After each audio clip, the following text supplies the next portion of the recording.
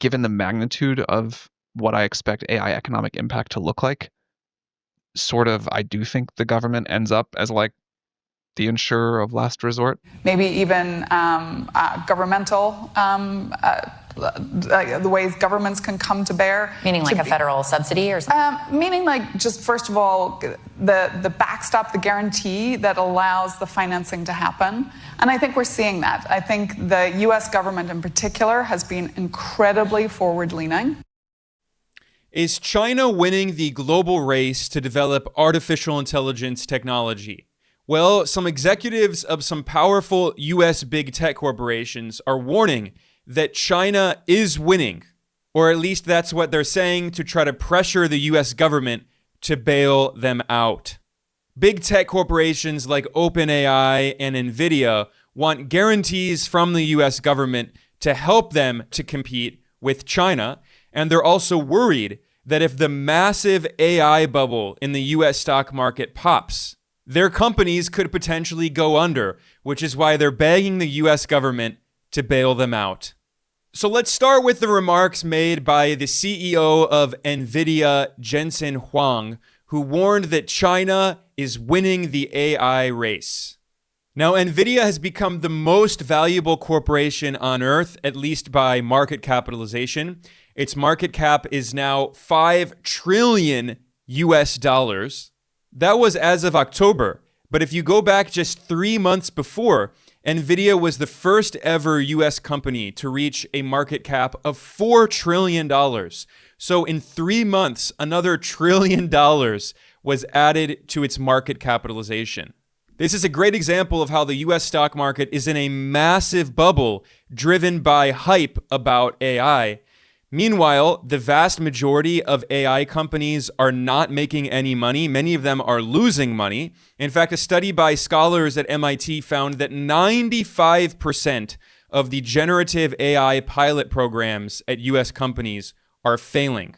And one of the only companies that's actually making money, and a lot of money, is Nvidia. Because essentially, Nvidia is selling the shovels in the new digital gold rush. So, if you go back to the history of the gold rush in the 19th century in California, the vast majority of people who were involved in the gold rush did not make any money. They lost money, but the people who made the most money were not those actually trying to find gold. It was the companies that were selling the shovels and the tools needed to look for the gold. Nvidia basically has a monopoly on the most advanced chips. So Nvidia is selling the chips that the AI companies are using to develop their models, which is why Nvidia is making a whole lot of money. And Nvidia's CEO Jensen Huang has spent a lot of time and energy lobbying China to try to get access to the Chinese market, because the Chinese government doesn't want its own tech companies to be dependent on US technology. China wants to challenge the monopoly that Nvidia has. In fact, the Chinese government officially accused Nvidia of violating its anti-monopoly laws. This is why Beijing banned Chinese tech companies from buying Nvidia chips to instead incentivize them to buy chips from Chinese companies and to invest in local manufacturing and local research and development.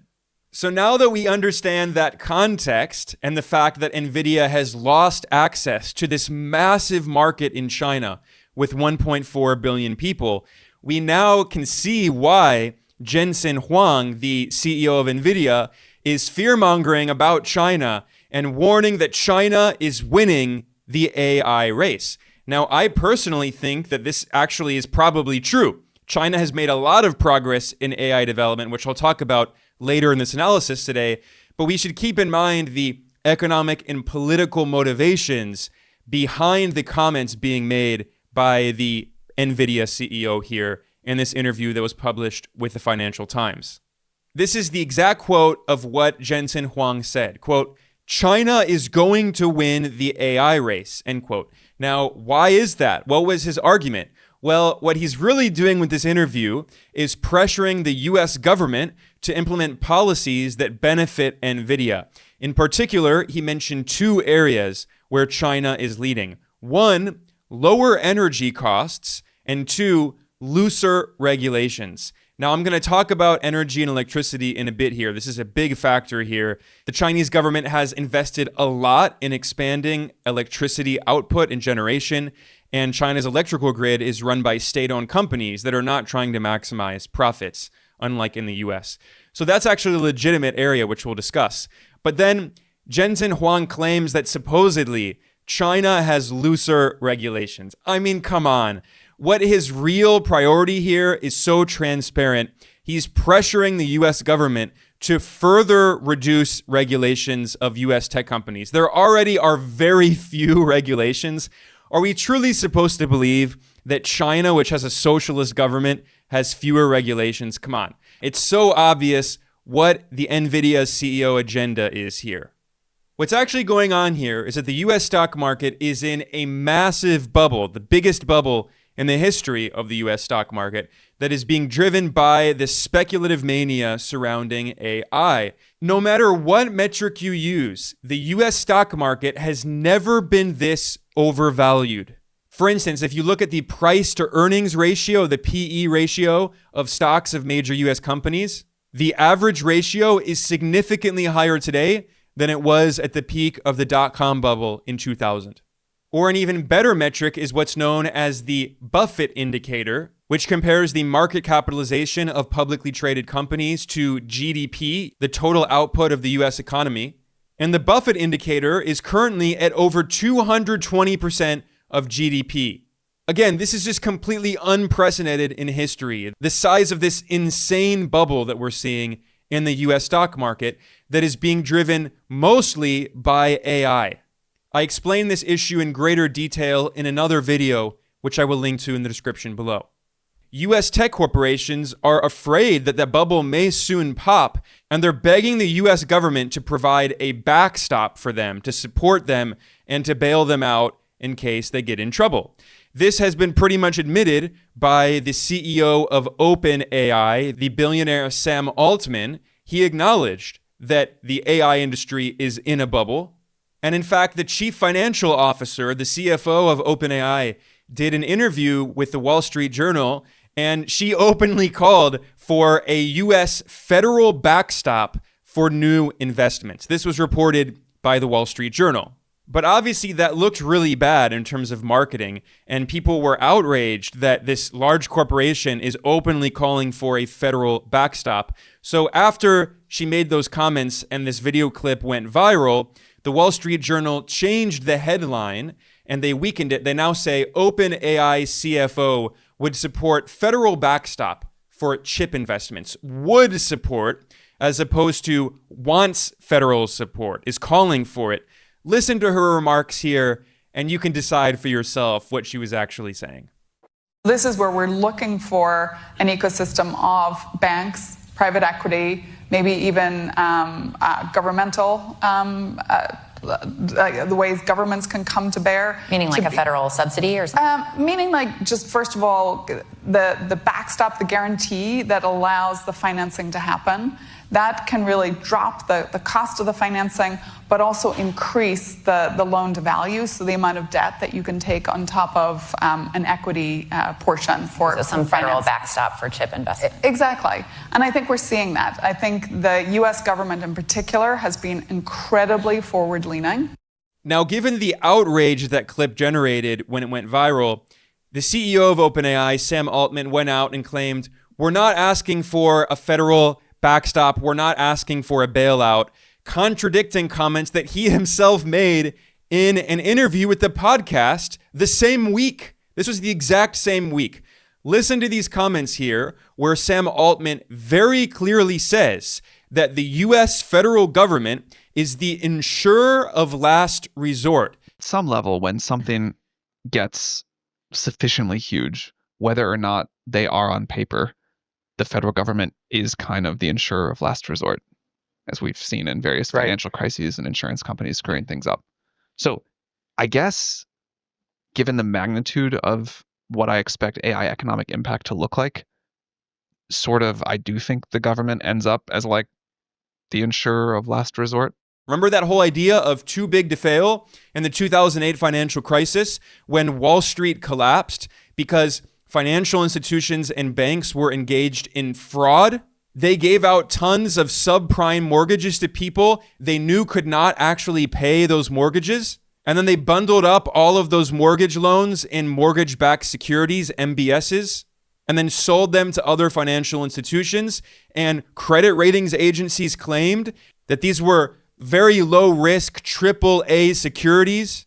They committed fraud, and the US government bailed them out, claiming that they were too big to fail. So now what OpenAI is saying is that AI companies, big tech corporations in Silicon Valley, are also too big to fail and need to be insured and backed up by the US government. Now, once again, it looks very bad when the executives of a big corporation are begging the government to back them up, to bail them out.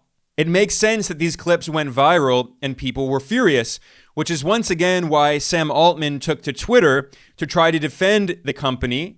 And he claimed, no, those comments were taken out of context. In reality, he claimed that, quote, "We do not have or want government guarantees for OpenAI data centers," end quote. He actually moved the goalposts. He suddenly said, oh, we're not actually asking the US government to bail us out and to back up our data centers. But then he revealed that what they're actually asking for is, quote, "One area where we have discussed loan guarantees is as part of supporting the build out of semiconductor fabs in the US," end quote. So again, he moved the goalposts. He made it seem like OpenAI is not calling for a US government bailout, but in reality, it is. And what's funny is he wrote this very long post on Twitter, and if you finally make it to the end of it, there actually is a community note correcting what he's saying here, and it points to a letter that OpenAI sent to the US government. Now, this is an open letter. It's publicly available. I'm not leaking anything here. This was published on the 27th of October, so just a few days before Sam Altman claimed that he didn't actually want a government bailout. And this was written by the Chief Global Affairs Officer of OpenAI, and it was sent to the US government's Office of Science and Technology Policy in Washington, D.C. And if you look at this letter, you can see that OpenAI is very clearly begging the US government to back them up, to support them in many different ways. So OpenAI, for instance, calls for expanding tax credits so they pay even fewer taxes. And the main thrust of this letter is that OpenAI is fear-mongering about China. Once again, we now understand why Nvidia is warning that China is winning the AI race. It's all becoming very clear. They're begging the US government to provide even more support for them and money for them. So in this letter, OpenAI says they have to counter the PRC, that is the People's Republic of China, by de-risking US manufacturing expansion. They wrote that, quote, "The federal government should also deploy grants, cost-sharing agreements, loans, or loan guarantees to expand industrial base capacity and resilience," end quote. So in his Twitter post, Sam Altman claimed that OpenAI is not calling for government guarantees. But if you read the letter that OpenAI sent the US government a week before, they literally call for loan guarantees from the US government. And of course, why do they want this financial support? Well, their excuse is to, quote, "help counter the PRC," end quote. This is the new Cold War. This is Cold War II. And they're saying the US government has to bail us out. It has to be the insurer of last resort so we can fight China in the new AI race and in the chip war.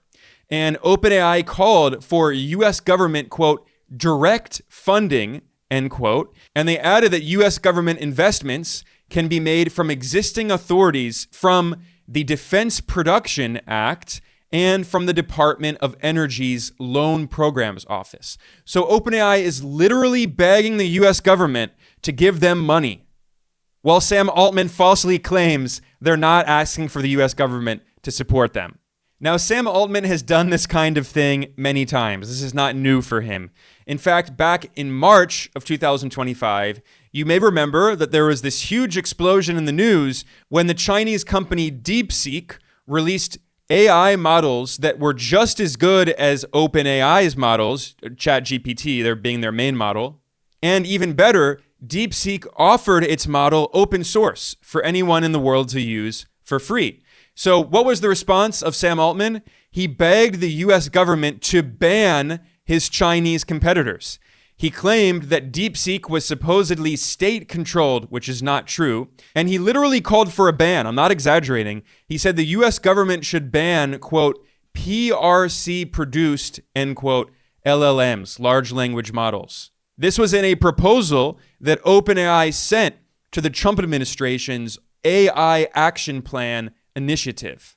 And it's so funny and so hypocritical hearing Sam Altman accuse all of his Chinese competitors of being controlled by the Chinese government, because meanwhile, OpenAI has been working very closely with the US government. In fact, mere hours after Donald Trump's inauguration in January 2025, he invited Sam Altman to the White House along with executives of other major US corporations like the billionaire Larry Ellison of Oracle, who's one of the most powerful and richest billionaires on earth. Trump was standing right next to them at the White House when they announced a US government-backed Stargate project, a $500 billion program to develop infrastructure for AI. I'm thrilled we get to do this in the United States of America. I think this will be the most important project of this era. And as Masa said, for AGI to get built here, to create hundreds of thousands of jobs, to create a new industry centered here. We wouldn't be able to do this without you, Mr. President, and I'm thrilled that we get to. Moreover, Sam Altman personally donated $1 million of his own wealth to Donald Trump's inauguration fund, which, it's just pay to play. This is what many corporate executives in Silicon Valley did. They all donated millions of dollars to Donald Trump to kiss the ring, to tell the US president, we will loyally support you as long as you support our corporations, which is exactly what Donald Trump has been doing. And the real reason that Sam Altman and other US corporate executives are so afraid of Chinese competitors is because China is eating their lunch internationally. And this is because many Chinese companies have released their AI models open source. So anyone in the world can use the original code and can run these LLMs locally on their own computers without paying massive fees and subscription costs and rent to these US Silicon Valley monopolies. This is why the Wall Street Journal published an article titled "China's Lead in Open Source AI Jolts Washington and Silicon Valley." Free to use models from DeepSeek, Alibaba, and others gain users worldwide. This has terrified Washington and Silicon Valley because their business model is all about monopolies. US big tech corporations want to establish a global monopoly. They have no competition, so they can ratchet up the costs and extract exorbitant rents from people around the world who have no alternative. This was admitted by the powerful Silicon Valley billionaire Peter Thiel, who's a far-right political operative who funded Donald Trump and is a close ally of Donald Trump. And back in 2014, Peter Thiel published an article in the Wall Street Journal spelling everything out. It is titled "Competition is for Losers," and he admitted that Silicon Valley capitalists want to establish a monopoly. He argued that capitalism is not about competition. He proudly said capitalism is about making a monopoly so you can maximize your profits, because he complained that when you have more and more competition, it actually reduces the profits of corporations. And when Peter Thiel published that article defending monopolies, he was invited to give a speech at Stanford University explaining his views, arguing in defense of monopolies. And can you guess which specific Silicon Valley tech executive invited Peter Thiel to give that pro-monopoly speech? None other than Sam Altman, the current CEO of OpenAI, who is now begging the US government to ban his Chinese competitors and to provide federal government guarantees to back OpenAI and its loans. Today's speaker is Peter Thiel. Peter was the founder of PayPal and Palantir and Founders Fund, and has invested in most of the tech companies in Silicon Valley. And he's going to talk about strategy and competition. Thank you for coming, Peter. Awesome. Thanks. Sam, thanks for inviting me. Thanks for having me. If you're starting a company, if you're the founder, entrepreneur starting a company, you always want to aim for monopoly, and you want to always avoid competition. And so, hence, competition is for losers. Something we'll be talking about today. So I hope things are becoming clearer now to everyone, and they can see why these US big tech corporations are fear-mongering about China and saying China is winning the AI race. We need the US government to back us up, to give us federal guarantees. Because they can clearly see that the AI industry in the US is in a massive bubble. Sam Altman admitted this. And he can clearly see that OpenAI is engaged in a financial scheme that some people are jokingly calling the infinite money glitch, but it's not a glitch. It's actually a bubble, and pretty soon it's going to pop. So essentially what OpenAI is doing is it's investing in companies like Oracle with money that OpenAI does not have, and Oracle is building AI data centers without the money that OpenAI has promised it. And then Oracle is buying chips from Nvidia to use in those data centers that they're building on behalf of OpenAI. And then Nvidia is investing in OpenAI, which is one of its main customers, which guarantees that it will continue to buy more chips from Nvidia. You may have seen this chart that Bloomberg made that shows the incestuous relationship between these US big tech corporations in a scheme that's referred to as circular financing, where instead of actually generating revenue, many of these companies are just recycling money and passing it all to each other. So if you're in a room with two friends and your friends A, B, and C, and friend A gives $100 to friend B, and then friend B gives $100 to friend C, and then friend C gives that $100 back to friend A, which is where the money came from. You can all claim you made $100, but actually no one made any money. This is just a circular financing scheme, and this is what these US big tech corporations have been doing, including OpenAI, Nvidia, Oracle, CoreWeave, Intel, xAI, Microsoft. And most of these companies are not really making that much money on AI. Nvidia is really the only company that is making so much money because, again, Nvidia is selling the shovels in the new digital gold rush. Now, this scheme is completely unsustainable. It's going to blow up at some point because OpenAI is not making money. It's losing money. Sam Altman admitted that OpenAI has made $1.4 trillion in data center commitments over the next 8 years. $1.4 trillion. And yet he estimated that OpenAI is making around $20 billion in annualized revenue, which is actually debatable. He's probably exaggerating the revenue there. But even if we take him at his word, $20 billion per year, he claims that will rise to maybe supposedly hundreds of billions by 2030, supposedly, and yet he owes $1.4 trillion just in the next 8 years. Where is that money going to come from? Meanwhile, actual publicly available data shows that OpenAI is burning through money. Now, OpenAI is a private company, so a lot of its internal financials are not publicly available. But Microsoft is a publicly listed company, and Microsoft has invested a lot in OpenAI, and Microsoft's earnings report shows that OpenAI lost $12 billion in 1 quarter. This is the company that owes $1.4 trillion in the next 8 years. Now, Sam Altman insists that supposedly OpenAI is going to massively increase its revenue and it's going to be making hundreds of billions of dollars in revenue. That's not net income. It's not profits, in revenue, supposedly by 2030.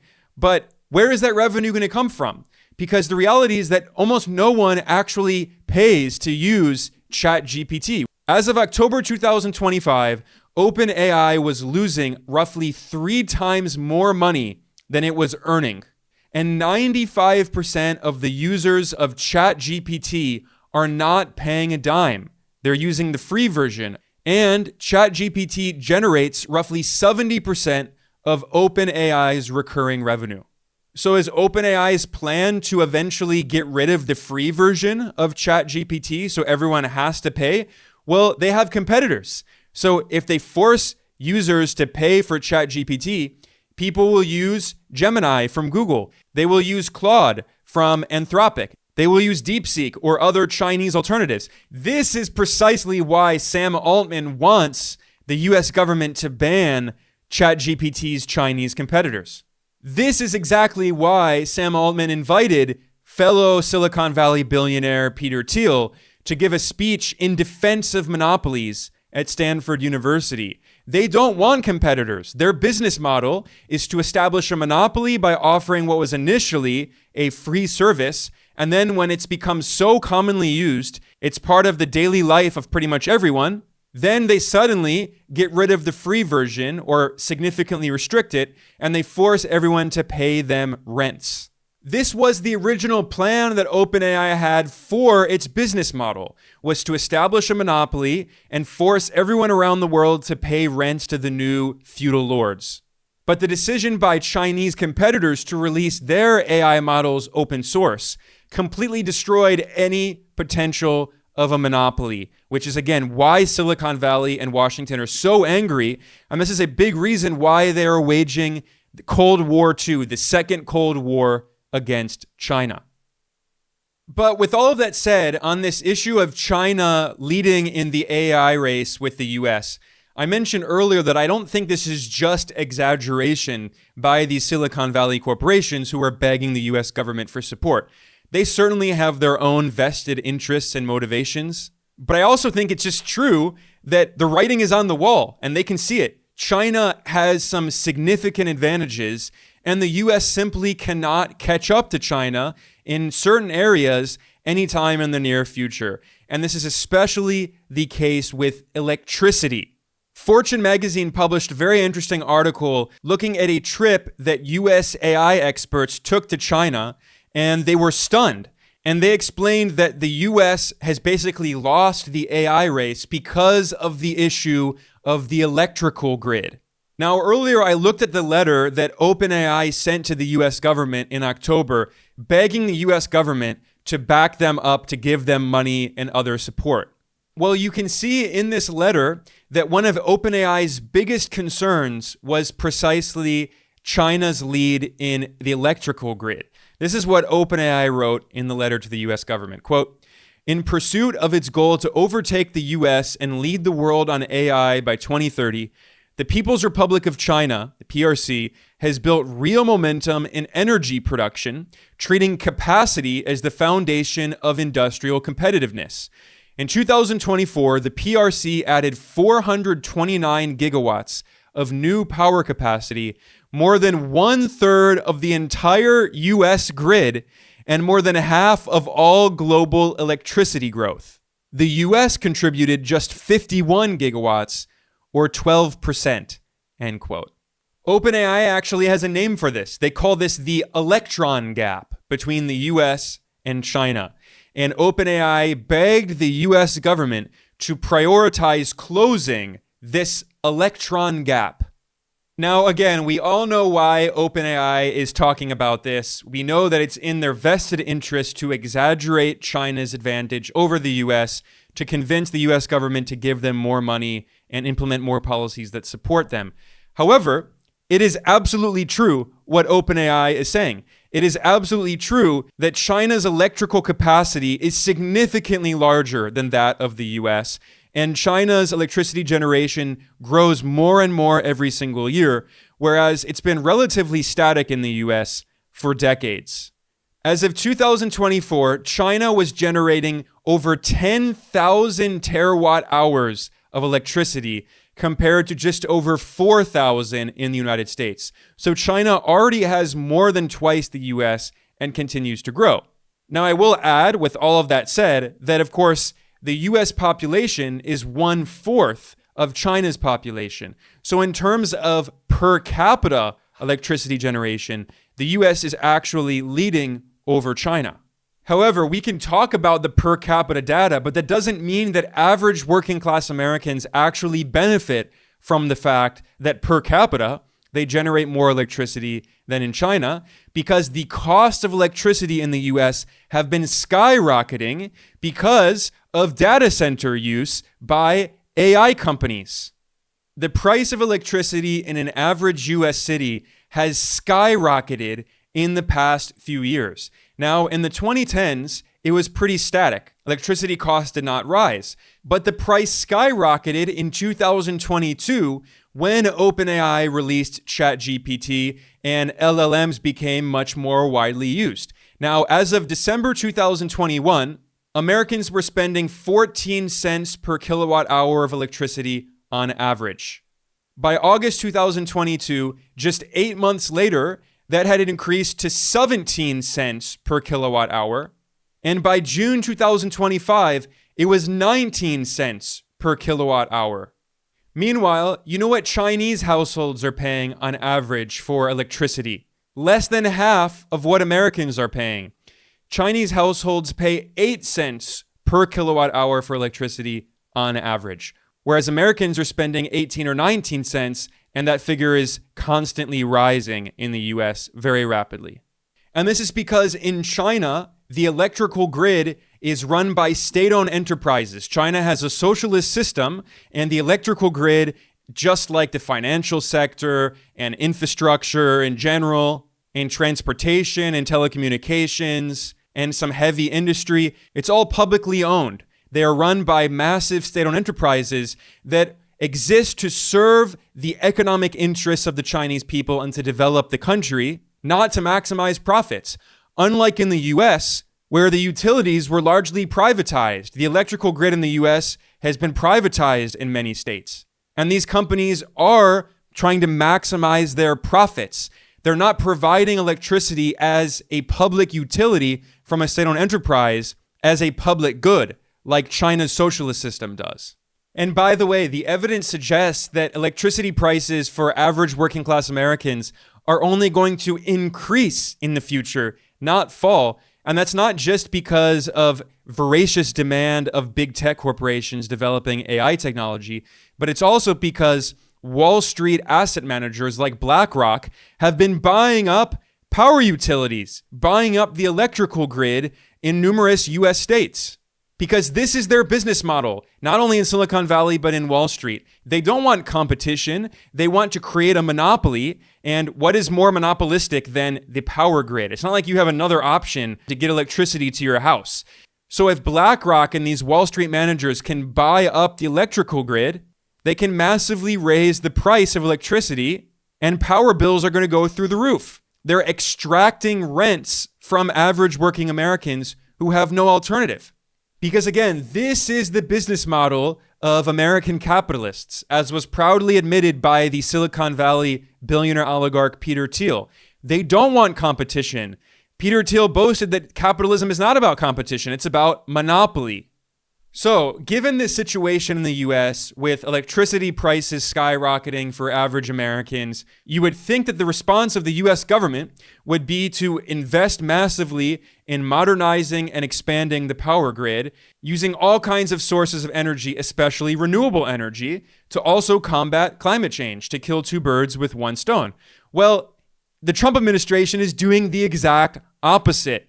Donald Trump has been closing down major solar projects as part of his political war against renewable energy. So he's actually taking electrical capacity out of the power grid in the US, which is also going to make electricity prices go up even more.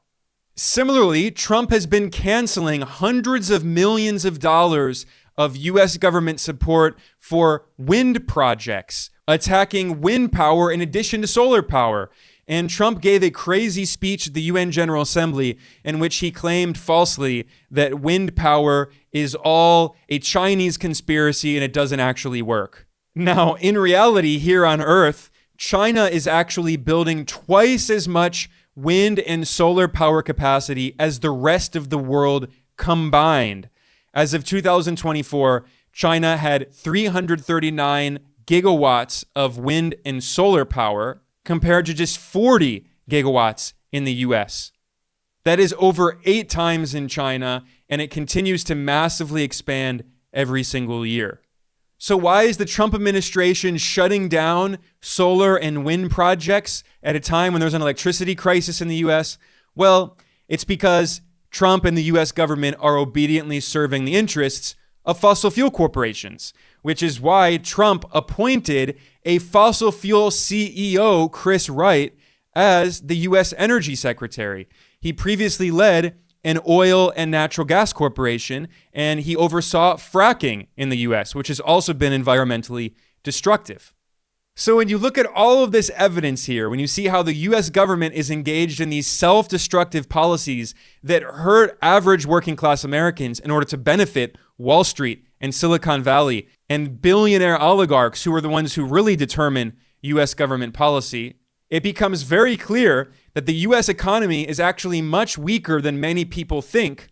And so much is depending on the continued inflation of this enormous bubble in this stock market, the biggest bubble in the history of the US stock market. Bigger than the dot-com bubble that popped in 2000, even bigger than the stock market bubble that popped in 1929, which led to the Great Depression. And this bubble that we see today depends almost entirely on this hype around artificial intelligence and the idea that the US is winning the AI race. But again, if you look objectively at the evidence, there's a lot that suggests that the US is not winning and that China has some significant advantages.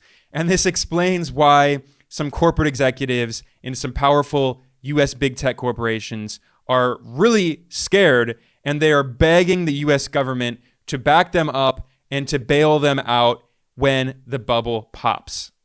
On that note, I'm going to conclude. I am Ben Norton. I am the editor-in-chief of Geopolitical Economy Report. I want to thank everyone for joining me today. Please like and subscribe. Please share this. And if you like the work that we do, please consider supporting us. There are several ways you can donate if you go to geopoliticaleconomy.com/support. The best way is you can become a patron over at Patreon at patreon.com/geopoliticaleconomy. We are entirely independent. We rely entirely on small donations from viewers and listeners like you. We do not have any institutional support. Again, I want to thank everyone for joining me today. I will see you all next time.